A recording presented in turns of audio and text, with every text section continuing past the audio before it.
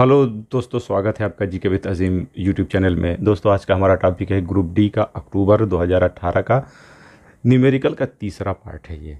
ठीक है, तो उस दिन जो है 26 तक हुए थे सवाल। आज जो हम लोग चालू करेंगे वो 27 से चालू करेंगे। तो आज देखते हैं 27वां सवाल।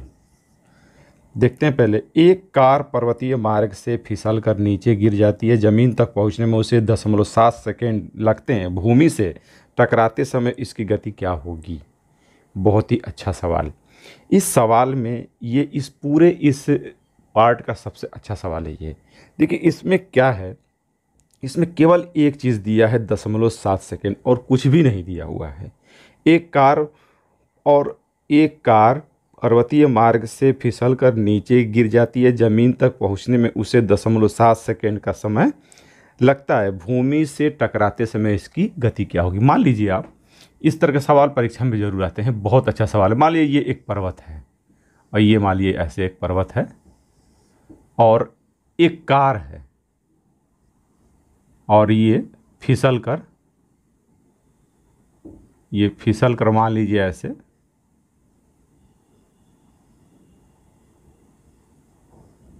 एक कार ऐसे, और ये फिसल कर आती है नीचे, फिसल कर चली आती है नीचे और भूमि तक आती है। यहाँ तक टकराने में इसको लगता कितना समय है? तो इस कार को यहाँ तक, यानी भूमि तक में, जो मेन भूमि है, ज़मीन है, यहाँ तक। ये मान लीजिए पर्वत है, ऊंचा है, ये इस तरह का कोई पर्वत है मान लें इसे। तो यहाँ तक पहुँचने में इसे कितना लगता है? तो t बराबर 0.7 सेकेंड। जब यहाँ से ये ढगर रही थी, ढगरना चालू हुई, तो इसका प्रारंभिक वेग u बराबर क्या था? 0। अब पहुँचते समय v बराबर अंतिम वेग पूछ रहा है और इस पे कार्य करता होगा एक गुरुत्वीय त्वरण g बराबर 10 मीटर प्रति सेकेंड स्क्वायर।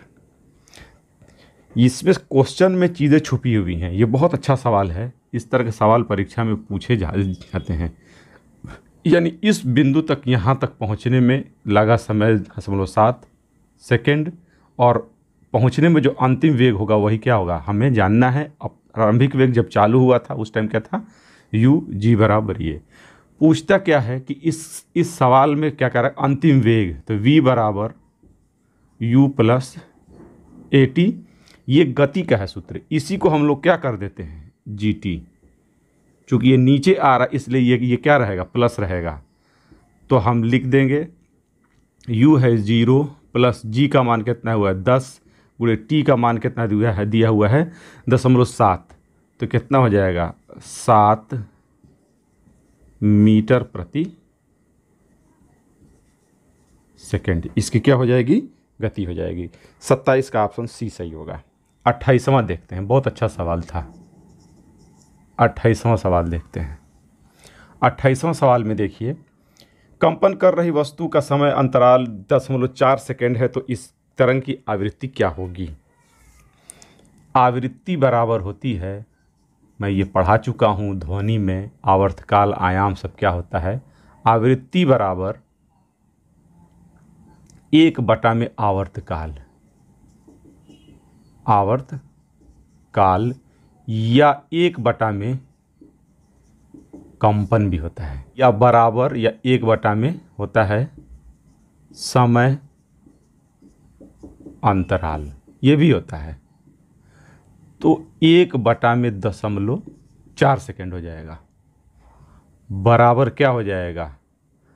कर देंगे इसे 100 में कितना हो जाएगा? 4 बराबर 25 हर्ट्ज होगा ये। इसका ऑप्शन जो होगा 28 का सी सही होगा। ठीक। 29वां सवाल, 13 kg की एक वस्तु जब भूमि से 5 मीटर की ऊंचाई पर हो तब उसमें निहित ऊर्जा कितनी होगी? सबसे अधिक पूछा जाने वाला ये क्वेश्चन है। अगर आप आरआरबी की तैयारी करते हैं तो इस तरह का क्वेश्चन आप कर लीजिए। मैं इसे मिटा रहा हूं।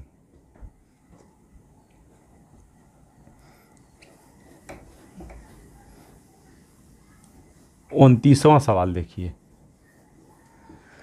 29वां सवाल, 13 kg की वस्तु m बराबर कितना होगा? जो दिया है वो लिख लीजिए।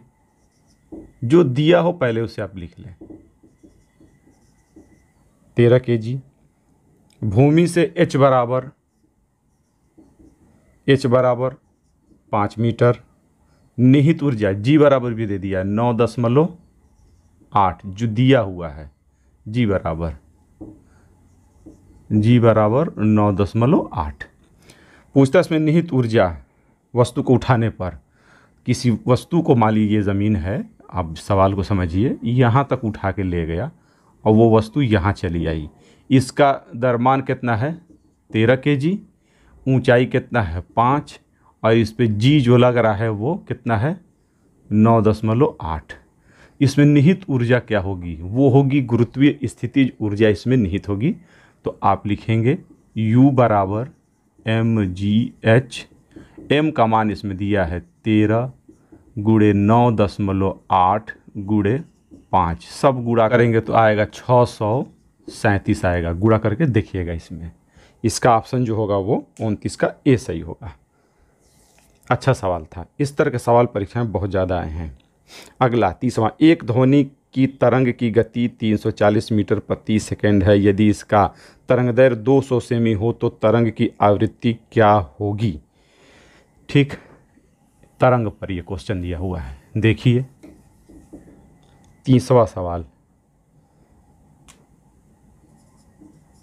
30वां सवाल देखिए, एक ध्वनि की तरंग की गति v बराबर दे दिया है 340। यदि तरंगदैर्घ्य यानी लैम्डा बराबर कितना दिया है 2 सेमी दिया हुआ है। तरंगदैर्घ्य को हम लोग क्या कर लेंगे मीटर में, तो ये कर लेंगे 2 गुणे 10/2 मीटर कर लेंगे। इसे क्या कर लेंगे, ये मीटर में हो गया चेंज, क्योंकि ये भी जो दिया हुआ है गति वो मीटर प्रति सेकंड में दिया हुआ है। तो आवृत्ति क्या होगी n बराबर हमें नहीं पता है। सूत्र है v बराबर n लैम्डा, ध्वनि का यही है सूत्र। तो v बराबर n लैम्डा, v का मान दिया है 340 बराबर n लैम्डा का मान दिया है गुणे 2 गुणे 10 पर कितना -2, इसलिए n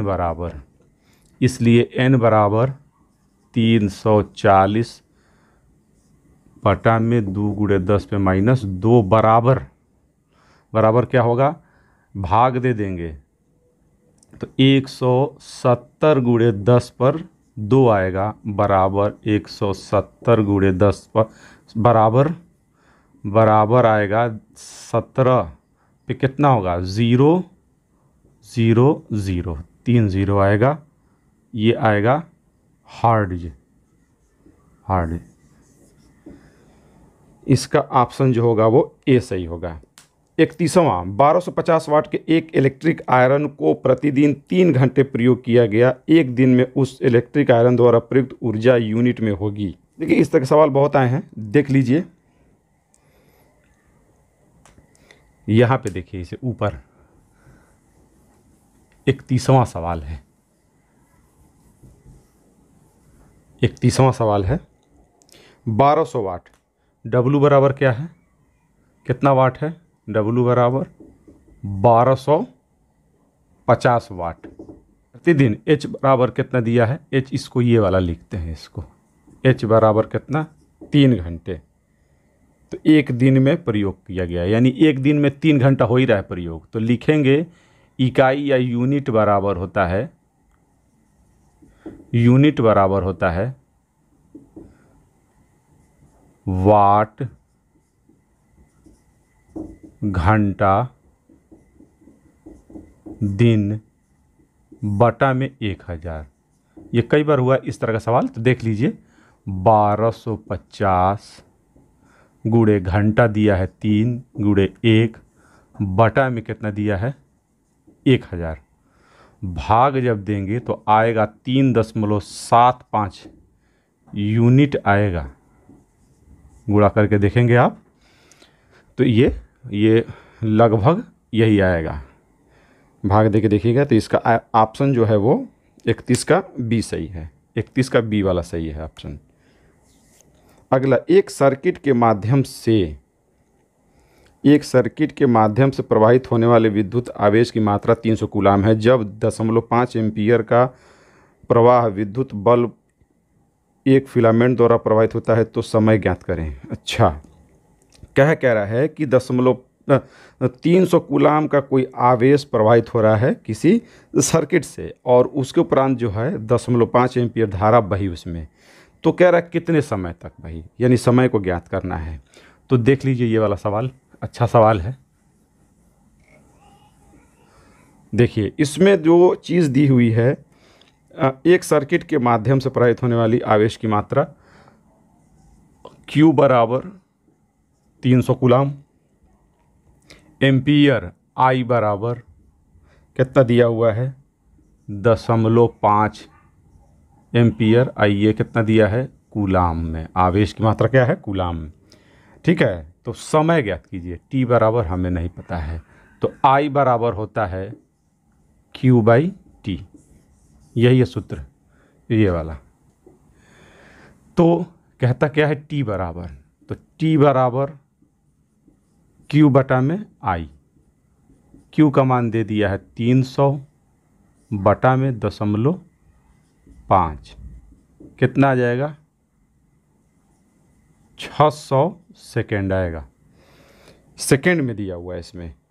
ठीक है, 6000 में कह रहा हूँ, 600 सेकेंड होगा, 6000 लिख दिया हूँ, 600 सेकेंड होगा, या इसको कह सकते हैं 10 मिनट। ठीक है, तो इसका ऑप्शन जो होगा ये 32 का होगा, ये 32 है ना, 32 है, ये 32 का होगा, 20 सही होगा। 33, 6 ओम प्रतिरोध तार, 6 ओम प्रतिरोध वाले तार मोटाई को दूना कर दिया जाए तो तार के नए प्रतिरोध की गणना कीजिए। ये बहुत अच्छा सवाल है। इन सवालों को समझने के लिए पहले जानिए कि R बराबर होता है ρL/A। पदार्थ को खींचे बढ़ाएं, इस सवाल में कॉन्सेप्ट क्या होते हैं इसको समझ लीजिए ट्रिक के साथ। इसमें यही होता है सूत्र, मेन यही है सूत्र इसका। इसमें पदार्थ को खींचे चाहे बढ़ाएं, उसके द्रव्यमान में फ़र्क नहीं पड़ेगा, पदार्थ भी वही रहेगा। तांबा रहेगा तो तांबा, लोहा है तो लोहा ही रहेगा। ये नहीं कि खींच देने पे वो लोहा चाहे तांबा में चेंज हो जाए, चाहे वो ऐसा नहीं है कि हम खींच दे तो सोना क्या हो जाए, लोहा हो जाए, या लोहा सोना हो जाए, रहेगा वही चीज़। तो इस धारणा के अनुसार होता है, लिखेंगे R अनुक्रमानुपाती L या R अनुक्रमानुपाती 1/A, प्रोपोर्शनल होता है ये। यानी अगर किसी चालक की लंबाई बढ़ेगी तो प्रतिरोध भी बढ़ेगा, या अगर किसी चालक का, यहाँ पे आप देखिए, पहले इसको समझ लीजिए उसके बाद उस सवाल को हम लोग देखते हैं। या मान लीजिए कोई चालक है, यहाँ देखिए इस सवाल को हमने जान लिया इसमें कि R अनुपाती L और R 1/A, इसे हटाइए।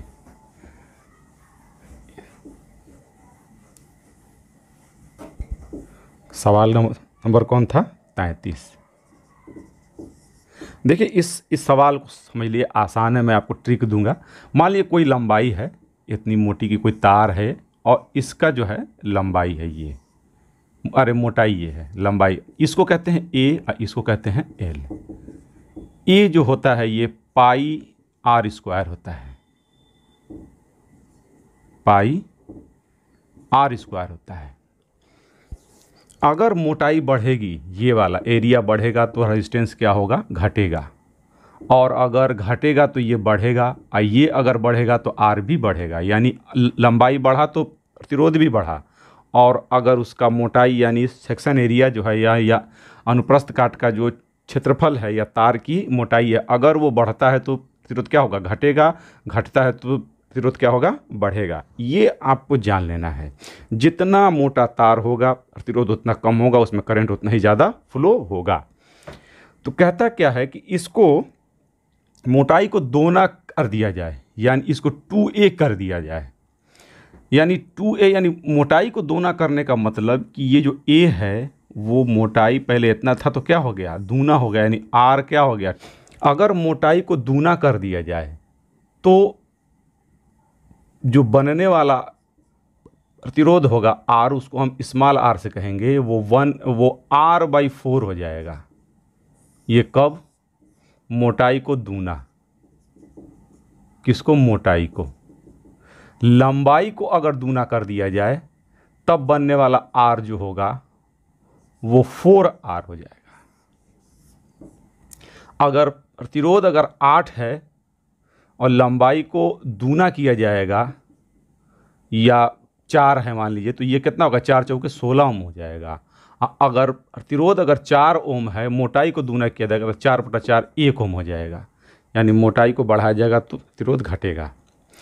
तो ये आप दिमाग में डाल लीजिए, बस 2 आपको ट्रिक के तौर पे परीक्षा में याद करने के लिए। ये सवाल बहुत आता है। मोटाई को दूना तो R/4, लंबाई को दूना तो 4R। ठीक। अगर 3 गुना तो R/9। ठीक। अगर लंबाई को, यानी ये क्या है? लंबाई है ये क्या है? मोटाई है।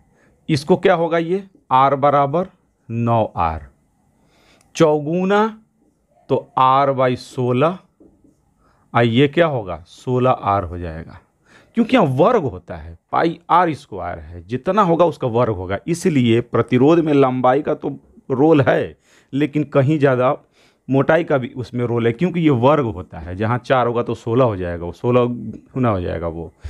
तो ये चीज़ आपको याद करना है। अब इसमें अब सवाल को देखिए, 33वां जो सवाल है आप उसको यहाँ देखिए। 33वां सवाल को अब यहाँ देखिए, इसको आप याद कर लीजिएगा, इस वाले ट्रिक को आप याद कर लीजिएगा। ये मोटाई, ये लंबाई। तार जितना लंबा होगा पतला होता चला जाएगा, उतना ही पदार्थ में परिवर्तन नहीं हो रहा है। खींच के क्या किया गया है? दूना हो गया लंबाई, तो क्या हो जाएगा? 4R हो जाएगा। 3 गुना पे 9R हो जाएगा। चौगुना पे क्या हो जाएगा? मान लीजिए पहले इतना था, अब खींच के क्या कर दिएगा? अब एकदम पतला हो जाएगा, 2 गुना हो गया। और पतला कर दिया जाए तो 3 गुना हो गया। ये इसी को मोड़ के क्या कर देगा? और मोटा बना दिएगा, और मोटा बना दिया गया, यानी इतना मोटा था तो इसको और मोटा बना दिया गया। पदार्थ में कोई परिवर्तन नहीं हुआ, भौतिक उसकी स्थिति जो है, यानी उसकी परिवर्तन हो रही है केवल लंबाई और उसकी मोटाई में, न कि और किसी चीज़ में। पदार्थ वही रहेगा। तो देख लीजिए ये वाला सवाल कह रहा है कि 6 ओम को मोटाई को दूना कर दिया जाए, तो अब R बराबर मोटाई को क्या कह रहा है? दूना करने को कह दिया, तो क्या क्या? मोटाई, तो 6 बटा में कितना हो जाएगा? 4, इसलिए R बराबर 3/2 बराबर 1.5 ओम। ठीक, इसका ऑप्शन होगा 33 का बी। ठीक है, यही है और इसमें बहुत कुछ नहीं है। 34 देख लीजिए, 34वां। 150 kg द्रव्यमान की एक वस्तु 5 सेकेंड में 6 मीटर प्रति सेकेंड से 16 मीटर प्रति सेकेंड का वेग प्राप्त करती है, त्वरण ज्ञात कीजिए। कुछ नहीं करना है, आप सबसे पहले देखिए कि m बराबर इसमें निकाल लीजिए। ये है 34वां सवाल। m बराबर कितना दिया हुआ है? 150। m का कोई इसमें खेल ही नहीं है। त्वरण कह रहा है तो फिर इसमें m का कोई खेल नहीं है। कह रहा है कि एक वस्तु 5 सेकेंड में 6 मीटर प्रति सेकेंड से 16 मीटर प्रति सेकेंड होती है। अंतिम वेग ऋण प्रारंभिक वेग बटा में क्या हो जाएगा? समय। 10/5 बराबर कितना हो जाएगा? ये 2 मीटर प्रति सेकेंड स्क्वायर। इसका ऑप्शन 34 का बी सही होगा। 35वां देखिए, 8 ओम प्रतिरोध के तार की लंबाई को दूना कर दिया जाए तो तार के नए प्रतिरोध की गणना कीजिए। ठीक वही वाला सवाल आया हुआ है इसमें भी, देख लीजिए। अब इसमें क्या कर रहा है? लंबाई को दूना किया जाए, लंबाई को कह रहा है, दूना करने को कह रहा है। तो लंबाई को दूना किया जाए तो ये देख लीजिएगा कौन सा सवाल होगा? ये 35वां सवाल। कह रहा है कि लंबाई को दूना करें तो R बराबर क्या हो जाएगा? 4R होता है ना, तो इसलिए R बराबर 4 × R का मान क्या दिया है? 8। तो R बराबर कितना हो जाएगा? 32 ओम हो जाएगा। इसका ऑप्शन भी बी सही है। ठीक इसी तरह लगेगा, आप इसे याद कर लीजिए, मोटाई और ये लंबाई। आगे 36 12 वोल्ट विभवांतर वाले दो बिंदुओं के बीच किया गया कार्य 36 जूल है, तो उन बिंदुओं में बहने वाले विद्युत आवेश की मात्रा होगी। बहुत कई बार पूछा गया सवाल। आइए इसे देखिए। ये है 36वां सवाल। V बराबर 12, किया गया कार्य W बराबर 36, बहने वाले आवेश की मात्रा हमें नहीं पता है। विभवांतर बराबर होता है W बटा में Q, वो इसमें नहीं है, ये देख लीजिए बस। तो ये दिया है 12 बराबर W हमें ज्ञात करना है, नहीं W दिया हुआ है कितना 36, ठीक है, और Q हमें ज्ञात करना है। तो Q बराबर कितना हो जाएगा 36 बटा में 12, तो Q बराबर कितना हो जाएगा 3 कूलाम। 3 कूलाम इसका ऑप्शन जो होगा वो 36 का ए सही होगा, 3 कूलाम। यदि किसी वस्तु का भार 200 न्यूटन है तो इसका द्रव्यमान क्या होगा, जहां G बराबर 10 मीटर प्रति सेकेंड स्क्वायर। इसे मैं अब हटा रहा हूं, आप इस चीज़ को नोट कर लिए कहीं पर भी, ये ट्रिक तरह का है, आप इसको समझ लीजिएगा। 37वां द्रव्यमान ज्ञात कीजिए। तो भार बराबर होता है द्रव्यमान गुणे गुरुत्वीय त्वरण होता है, उसी को हम लोग कहते हैं mg। तो भार दे दिया है, कितना दे दिया 200 न्यूटन। 200 न्यूटन द्रव्यमान हमको निकालना है, g का मान दिया है 10, तो m बराबर कितना हो जाएगा 20 हो जाएगा, 20 kg। इसका ऑप्शन जो होगा वो डी सही होगा 37 का। तो ये सब कुल सवाल थे आपके इस आरआरबी में। आगे हम लोग वीडियो में फिर अगला पार्ट देखेंगे। इन सवालों को मैं चैप्टर वाइज भी करवाया हूँ, चाहे तो आप जाके देख लें। इसका ई बुक भी आपको नीचे मिल जाएगा डिस्क्रिप्शन में, चाहे तो वहाँ पर भी डाउनलोड करके उसे पढ़ें, आपके लिए फ़ायदेमंद होगा। ठीक है, तो अगर ये वीडियो आपको अच्छा लगा है तो करिएगा लाइक, और चैनल पर नए हैं तो करिएगा सब्सक्राइब। मिलते हैं फिर हम एक अगले वीडियो में, तब तक के लिए अलविदा, जय हिंद।